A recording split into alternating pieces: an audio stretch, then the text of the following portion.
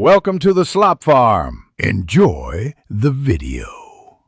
You start by checking Mac OS version and allowing necessary permissions. This avoids interruptions later. Once done, choose an auto-clicker type, App Store for safety, open source for control, or paid for features. Make sure to download the correct build for your chip, Intel versus Apple Silicon.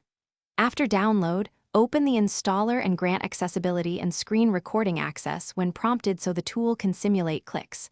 Move fast, but double-check permissions. In correct settings, now install and configure the tool, run the installer, or, for command line versions, use sudo and follow prompts.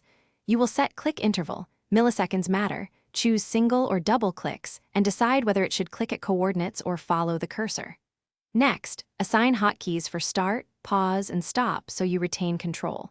Make sure to enable Launch at Login only if you trust the app. Once you finish these settings, test with a short run to confirm timing and targets. Finish by running targeted tests.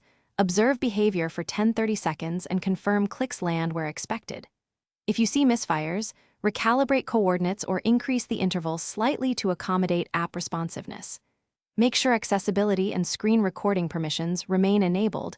Toggle them off and on to reset if needed. If problems persist, quit the app, restart your Mac, and reinstall the app as a last resort. One key troubleshooting tip: revoke and regrant accessibility permission. That often fixes permission-related failures.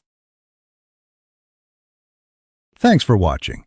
Consider subscribing if we helped you today.